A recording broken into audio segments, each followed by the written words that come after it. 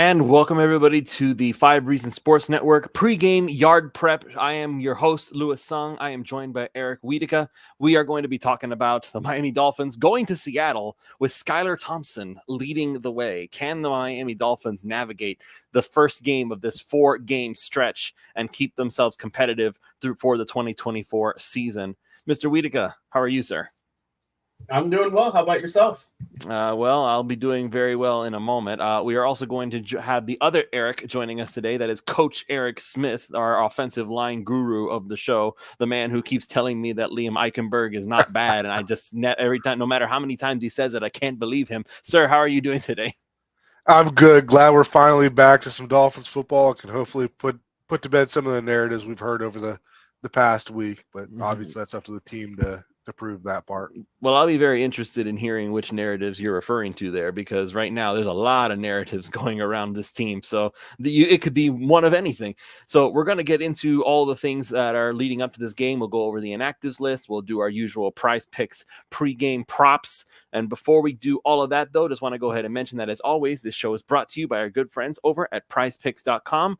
Prizepicks.com is a revolutionary fantasy platform where you can pick up to 6 different players across professional sports leagues, whether that's the NFL, the NBA, the MLB, the WNBA. It's up to you to decide which sports you want to choose. All you have to do is choose whether your chosen player will go more or less than their respective yards. That could mean rushing yards. It could mean rushing attempts. It could mean field goals made. You have any number of different stats to choose from. So just if you want to get started, use the promo code 5, that's FIVE, and they will match $50 when you sign up using that promo code and make your first $5 bet. So they basically are giving you $50 of their money once you put in a $5 bet, having signed up using the promo code 5. So that's the smallest investment you could ever ask for. It's free to sign up. You put your $5 bet, and they will give you $50 of their own for you to play with. So again, use the promo code 5, that's FIVE, and they will go ahead and do that for you. You can get started winning today. And of course, we also have jerseys305.com. Hey, it's Ethan Skolnick for the 5 Reasons Sports Network. We've got a great new sponsor that fits with us perfectly. It's called jerseys305.com. That's jerseys305.com. This is your home for dead stock and vintage jerseys from the Heat, Panthers, Dolphins, Marlins, and the other local teams. Their mission was born from a passion for wearing jerseys of the old styles and the past players. Jerseys 305 aims to make every fan stand out from the crowd with unique pieces that you don't commonly see anymore. Maybe 10, 15, 20 years ago, but not today. And Jerseys 305 was created by the fans, for the fans. They're diehards just like you. In fact, they're probably listening to this episode right now. So check them out, Jerseys 305, their partnership with 5 Reasons Sports, celebrating with a 10% discount on the next purchase using the code 5 at checkout. Unlock your exclusive savings on the entire vintage collection. And again, that's jerseys305.com. Use that promo code and you'll get 10% off your next order. All right, so just going to go ahead and quickly go over the inactives list. So some names to take note of. So as of right now, the inactive list consists of Malik Washington. He is inactive. Backup center Andrew Meyer. Mo Kamara is inactive again. Channing Tindall. Raheem Mostert, who many were speculating he would be active for this game. He is not. Ethan Bonner is inactive for the 3rd week in a row. So very interesting. But the speculation is that maybe he's in the doghouse for something. I don't know if that's the case. We don't have any proof of that, but there have been some comments basically making that suggestion, simply because for all we saw in the preseason, for everything we saw in training camp, it doesn't make a whole lot of sense for him to continue being inactive. And also, as the emergency 3rd quarterback, we have Tyler Huntley, who the Miami Dolphins signed off of the Baltimore Ravens practice squad. Tim Boyle is also listed on the roster. They signed him even after they signed Huntley. So very interesting that they have Boyle over Huntley right now. I guess it's because Boyle technically has been here before briefly, so he has a little bit more knowledge of the playbook, if ever so slightly. So maybe that's the reason why they have Boyle over Huntley at this point. But regardless of all that, the real story here is, can Mike McDaniel navigate this team with Skylar Thompson as the starting quarterback for the next 4 weeks. We're assuming, of course, Thompson even stays the starting quarterback for the next 4 weeks, because the assumption is that we're going to end up seeing either Huntley or Boyle sometime within the next few weeks, if what we saw in preseason and in training camp is anything to go by with Skylar Thompson. So I'll start with you, Eric W. What are your thoughts on this game, and what should we be looking for today? So my thoughts on this game are pretty short, simple, and to the point. Honestly, I think, ultimately you're looking at a situation where the onus is on Skylar to an extent, and that's where a lot of the attention is going to be. But if you're the Dolphins, that's the last thing you want. You do not want this game to be determined by Skylar Thompson.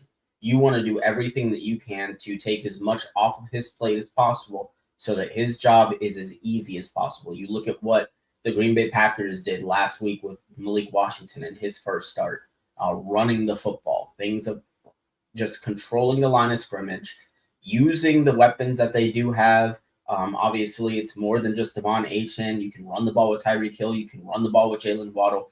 You still have Jalen Wright and Jeff Wilson also in the backfield.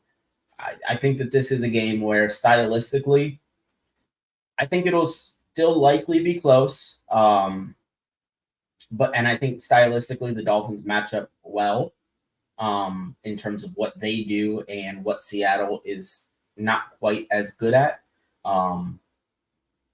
In that this can be a victory for this team, but I think it's really going to come down to the type of game plan that Mike McDaniel puts together, because I do trust the defense to at least keep this one within reach for the offense, if the offense can produce. And already we have some comments coming in, not believing what they're seeing. Christopher Mitz saying, whoa, why is Tim Boyle the backup? Coach Eric, let's get your thoughts on everything that we've got going on this week. So as Eric W. mentioned, the Miami Dolphins run game, Mike McDaniel is very good at utilizing that when he wants to. And of course, the Seattle Seahawks are extremely bad at stopping it. So now here's the real question. Do you think that Mike McDaniel will actually play into that, or will he let his, I guess let's call it his fetish for trying to find deep plays down the field continue with Skylar Thompson, who does have a nice arm, to be fair, but his accuracy leaves a lot to be desired sometimes? Yeah, so I think this is a big game for Mike McDaniel.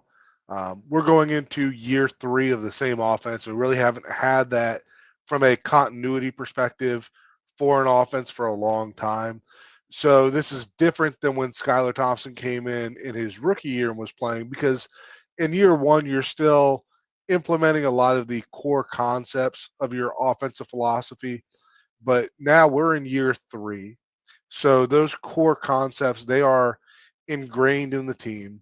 Skylar Thompson has been here all 3 of those years. Skylar Thompson was good enough, in Mike McDaniel's opinion, to knock Mike White off the roster. So from my perspective, this is a no excuses type of game. Calais Campbell had the quote earlier this week saying that, good teams don't lose 2 in a row. And regardless of who the quarterback is, I think that still applies this week. Like I said, this is 3 years of McDaniel that Thompson's been there the entire time. So Thompson knows this offense. McDaniel should know what Thompson does well. And if Mike McDaniel is the offensive guru that we all think that he is, then there's no reason that moving to Skylar Thompson should result in a, obviously not going to be the same explosion or, productivity of having Tua out there, but there's no reason that this offense should just become inept and be able to not be able to put points on the board against Seattle. And one of the things I wanted to bring up, and I say this with all seriousness, because earlier this week I wrote a column about how Mike McDaniel needs to let his playmakers make plays. I was literally about to make a comment on the fact that it seems like Devonta Smith for the Eagles is playing the majority of the snaps again. As I was getting ready to make the point, I have the game up right now. Somebody just knocked the ever-living crap out of Devonta Smith, knocking his helmet off and everything. And he is now down on the field, and players are kneeling for him. So not to take away from the importance of a player getting hurt, but the mentality in my column was basically that if your best player is available, he should be playing. And I feel like up until literally just this second ago, Devonta Smith was doing that for the Eagles. So my mindset here is that Tyreek Hill and Jalen Waddle, if they are healthy, they should be out there. And as it was pointed out on the 5 Reasons account, I'm assuming Hussam is the one who tweeted it out. Between the two of them, Tyreek and Waddle have not played more than 72% of the snaps so far this year on offense, which is far and beyond below every other number one option that every other team in the NFL has. So do you think that this is the week finally that Mike McDaniel decides, you know what, my big money players need to be out there and playing regardless of whether they get the ball or not? Yeah, I mean, it has to be. You look at last week when, first significant third down play, and we're throwing to Grant DeBose and it's bouncing off his shoulder pad. And that's kind of where things took a turn last week. You have to learn from that.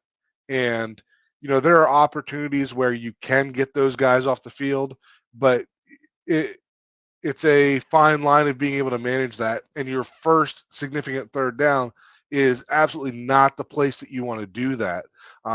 So, yeah, I think they need to be on the field more. I think they need to be on the field more in key situations than what they have been so far this year. And Eric W., we were talking about this throughout the week just while we were sitting there at work. What are your thoughts on this whole thing? Do you think this is finally the week that things finally take a turn for the better for as far as the playtime? I mean, yeah, I think so, especially when you consider that they not only, well, number one, they called up Eric Ezekama, finally, long time coming on that. But your fourth wide receiver coming into this game now is, I guess it would be Braxton Berrios, but you also have Dwayne Eskridge, who was called up from the practice squad as well. My whole issue is, and I understand where Alf was coming from when we discussed this on Postal Fins Nation, they're in 22 personnel, and so that doesn't allow them to have both guys on the field. My whole thing is, if Mike McDaniel is the creative offensive mind that we believe him to be, Tyreek Hill is more than capable of playing running back. Jalen Waddle is more than capable of lining up in the backfield on plays. You have to think outside the box, get creative with the way that with your personnel groupings. You have to make it work. There is no excuses on that. And so I think ultimately it will be, I think we'll see more of them this week, especially considering that they're going to be in Seattle. So it might be a situation where, Tyreek Hill might not cramp up. It's not a very, hot, muggy, humid place in Seattle. So I'm hoping that, there's a little bit less of that going on the sidelines. But yeah, I completely agree. Mike McDaniel has to use the tools at his that he has available to him. Yes, at his disposal. That's the word that he has available to him to make this offense work. And again, they have a lot of offense. They have a lot of options. Devon Achane is still there, and we assume he's going to be getting a lot of the snaps today. We'll talk about that during the prize picks portion of this show.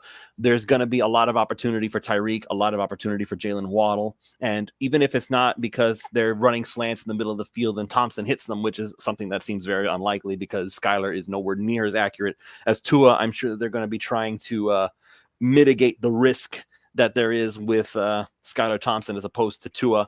And this is something I always say that, this is going to be the time where Dolphins fans actually start to appreciate what the Dolphins had in Tua because he does things that no other quarterback on the team does. But I really don't think that's going to happen. We don't ever appreciate Tua when he's around. So why would we appreciate him when he's gone? That's a story for another day. But on the defensive side of the ball, as far as I can tell, there's no super important weapons that are going to be missing for Seattle. Gino Smith is still there. You still have DK Metcalf, as far as I'm aware. So their main running backs are still there.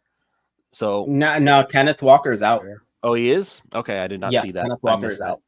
I missed that. Okay, so no Kenneth Walker. Well, that actually makes it even easier then, because at this point, there's really no excuse. Like the Seattle Seahawks offense, I don't think is a high-flying offense. So if Miami can win this game, this is still a winnable game, even though the Seattle Seahawks are considered the favorites. I feel like that's only because Tua is missing. So that kind of sets everything way in the favor of the Seattle. So with that being said, how do we attack the Seattle offense with the pieces that we have? Because even though the offense is banged up, the defense still seems pretty healthy.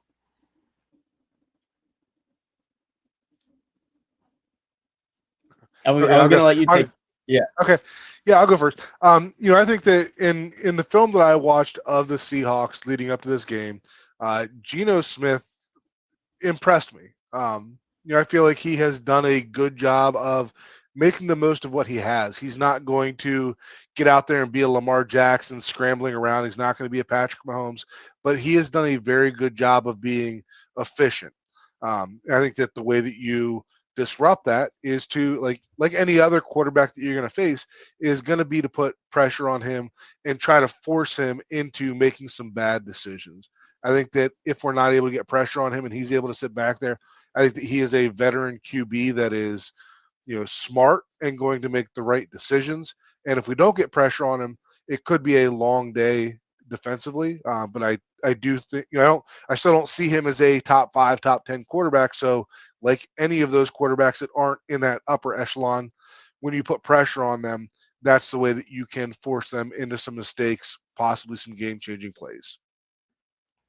All right. Yeah, I think when you look at things on the defensive side of the ball, while Seattle does have a good host of weapons at their disposal, you look at DK Metcalf, you look at Jackson Smith and Jigba, you look at Tyler Lockett, who's still the third wide receiver there in Seattle.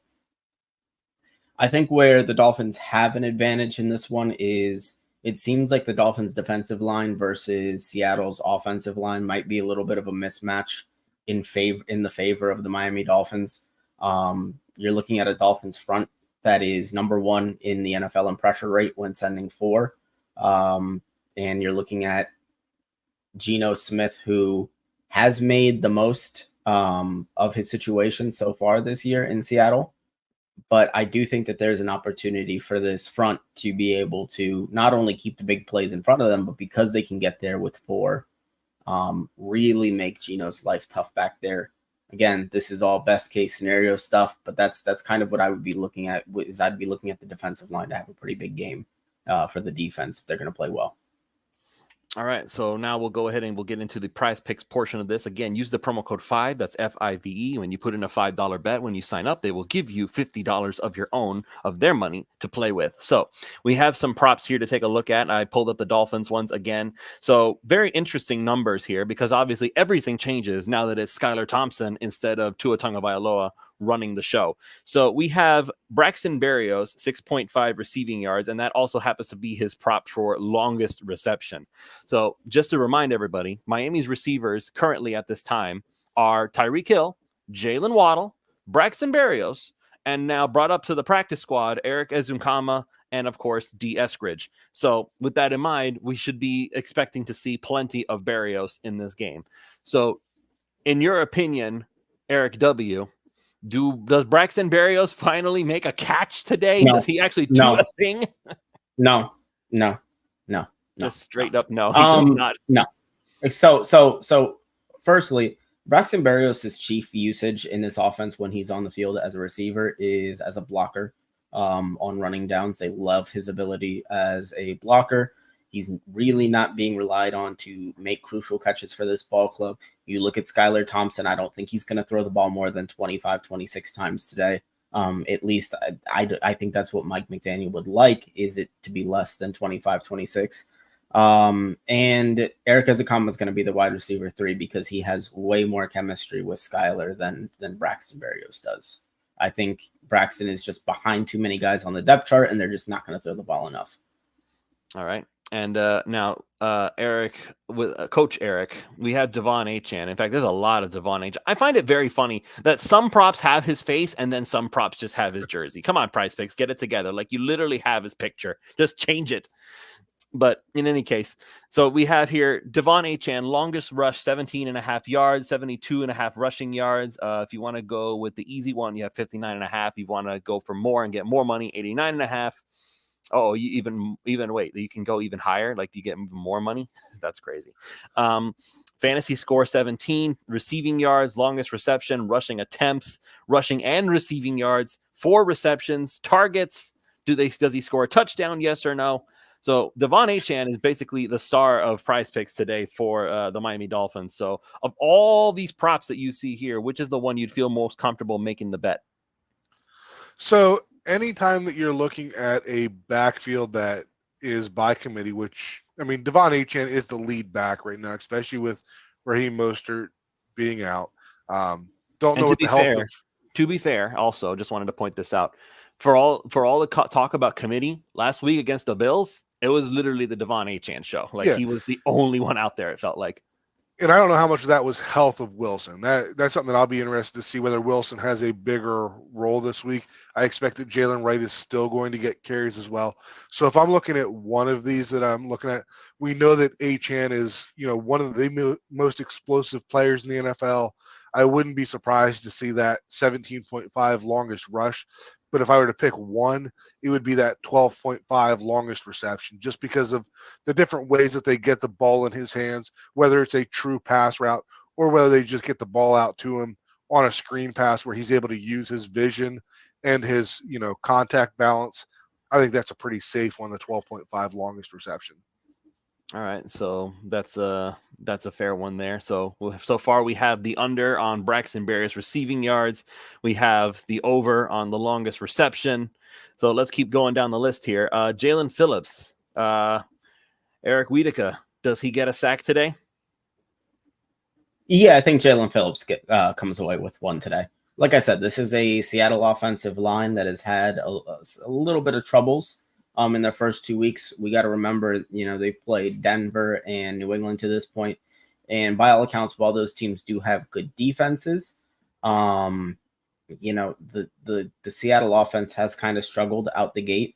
And I think you look at Jalen Phillips, he's had just about a sack a game in all the games that he's played recently. Don't know if the Buffalo game, if he had anything there. It didn't register the Buffalo game here for some reason. It didn't register that, but I think he probably gets one today.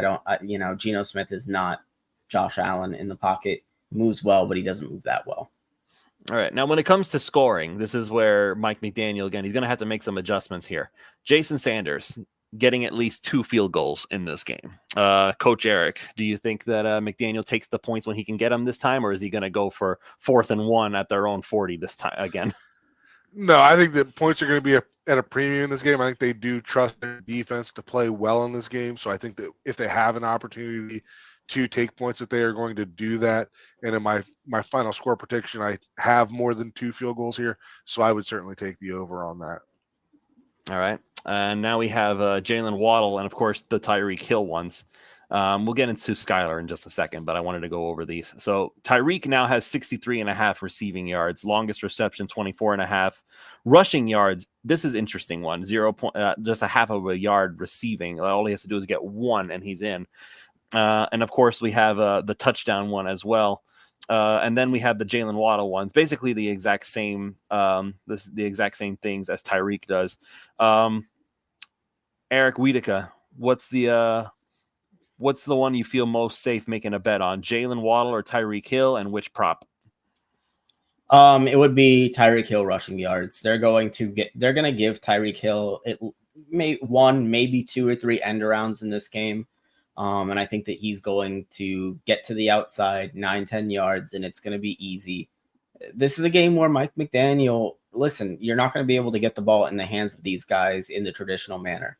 So you're going to have to get creative, and that's going to mean, maybe they take a rush or 2. And I think it goes for both of those guys. I think both of those guys probably go over that number. But I would feel probably most confident in Tyreek Hill there. All right. And finally, we're going to end it with Skylar Thompson here. I see the Gino Smith ones. I see the Jalen Wright one. I'm not going to touch those right now because just Gino is he had one really bad game and then he had one really good game. So, well, and I say really with air quotes. It wasn't like he was like the star of the show or anything, but he was there. So here is where things get interesting. So we have Skylar Thompson, the quarterback. Does he throw for a touchdown? Apparently, Prize Picks thinks yes, because they have a goblin on this one. They think it's inevitable. He'll score. He'll throw at least 1. I personally think that's not the case. Skylar Thompson, 12 on a fantasy score, 19 pass completions, 195.5 passing yards. Now, I'll go ahead and ask for you this one, Coach Eric. I'll be honest, I'm leaning towards the under on this one. I don't think that Skylar's going to have that great of a game, even if it is against Seattle. So your thoughts on this prop? Would you go over or under on the yardage? That's a tough one. I think that's a really good number for them to set because I have a hard time going either way on that. Obviously, when we look at what Tua has done in the offense before, 200 yards isn't a lot by any means, but it's not Tua in this offense. So would I be surprised to see Skylar over 200 yards? No, I really wouldn't.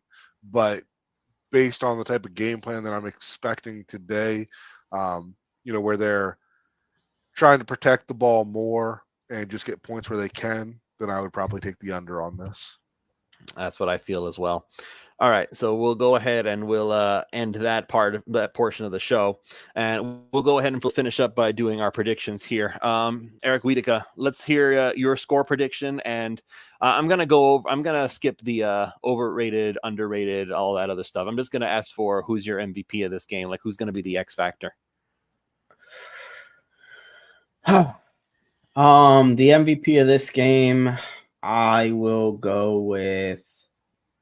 Unfortunately, for the Miami Dolphins' sake, it's going to be, in my estimation, probably Tariq Woolen. Seattle probably comes away with a turnover or two on Skylar. I have them winning this game by a score of 21-13. And when you say them, you're referring to the Seahawks. Seahawks, yeah. Seattle wins 21-13. Coach Eric. So for my final, I have 23-17. I have the Dolphins winning this one. Like I said before, I kind of subscribe to the same idea of Calais Campbell, that if you're a good team, you don't lose two in a row. There's a lot of things stacked against the Dolphins, between obviously having QB2 going, traveling across the country, and playing a decent team in the Seahawks. But with all that said, you just can't have excuses. Either you're a good team and you win this one, or you fall to 1-2. As far as my MVP, I think that Jalen Ramsey's gotten a little bit of heat for how this early season has gone. I expect him to be one of the players to step up today, and I'm expecting a game-changing play out of him that helps to lead to that Dolphins victory. All right. For me, the MVP of this game, it's gonna have to be Devon Achane. Like, if anything is gonna happen with the offense, it's gonna have to run through Achane. So I think that Achane, whether they win or lose, he's going to have a big game. They will find a way to get him the ball before anybody else. I'll be honest, I don't have as much faith in Mike McDaniel that he'll change his ways. That I think that Tyreek and Waddle are still going to be found on the sidelines for a good chunk of the game, which I'm not a fan of. With that being said, I'm going to go ahead and say that Achane is dangerous enough of a weapon, and the defense is solid enough, and the Seahawks don't have enough weapons to really keep things going long enough against the Miami Dolphins defense. I'm going to say the defense is the thing that makes this game happen. And I will say that it will be a low-scoring game, and with 2 field goals and 1 Devon Achane touchdown, I will say that the Miami Dolphins win 13-10 against Seattle and escape out of there with a win. That's going to be my prediction. And I hope I'm right, because this is probably like understand, like, these next 4 games are going to be crucial. There is no getting around it. Like, looking at the schedule coming up, I'm just going to go over the schedule right here. We're going to be having the Seattle Seahawks, the Tennessee Titans, then come back to Miami. And the Titans are not playing well. Like, they're not a good team, technically speaking. They're not. And then you have the Patriots, and they're not good either. So that's 3 games, 3 winnable games, even with Skylar Thompson at quarterback. If Miami can just escape this 4-game stretch, even if they go like 2-2, then they still have a shot at the playoffs when Tua comes back. Well, and I do just want to ask this, and I know that we're leaving very quickly here. But I think that when you're starting a 4-game stretch like this, and you've got Seattle, and then it's Tennessee, New England, and even Indianapolis to a lesser extent, the psychological boost that could be provided to this team by winning this game is absolutely massive because this is likely the toughest game that they're going to play in this 4-game stretch. This is one where if you win this one, well, why can't you roll off the next 3? So I do think that this is a really big spot for Mike McDaniel and his coaching staff. This can kind of be almost an inflection point in the season. I know it's kind of crazy to say that in week 3, but this is one where you're starting off a stretch of winnable games with arguably the toughest. But if you win this one, all of a sudden it becomes, well, okay, well, then you can beat Tennessee. Then you can beat New England. Heck, you could probably even beat Indianapolis. And that in itself, I think, is absolutely massive for this game. I don't want to say it's must win because I do think that the next 2 afterwards are winnable. But, man, it just sets them up for a much smoother ride throughout this whole 4-game stretch without Tua winning this game today. Any final thoughts, Coach Eric? No, I agree with what Eric said. I mean, this is a big game in terms of the psyche of the team going through the early part of this season. Obviously, losing a game in week 3 is not going to determine the fate of the season, but winning a game here in week 3, moving to 2-1, heading into the Tennessee and New England games can be a huge confidence boost to be able to come through this early part of the season with a favorable record and hopefully getting into position for Tua to come back and have a good record going into that. And obviously, any Tua discussions are down the road, but when we look at what we're looking at now, looking at this window, the best way to come out of this window looking good is going to start with a win here against Seattle today. All right, we're going to go ahead and call it here. Everybody, thank you all so much for joining us for the pregame show. We will be here for postgame, and we'll be going over everything that we end up seeing as the Dolphins try to navigate this tumultuous time. So once again, if you haven't already done so, make sure you join up using the promo code 5. That's FIVE. Go to prizepicks.com. You make a $5 bet, and they will give you $50 of their own promotional funds for you to play with. So that way you'll be able to make some plays of your own. And of course, jerseys305.com. Use the promo code 5 again. You get 10% off your order for any vintage jerseys or other memorabilia that they have on that site. So once again, we will see you after the game. So until then, see you next time. Later, guys.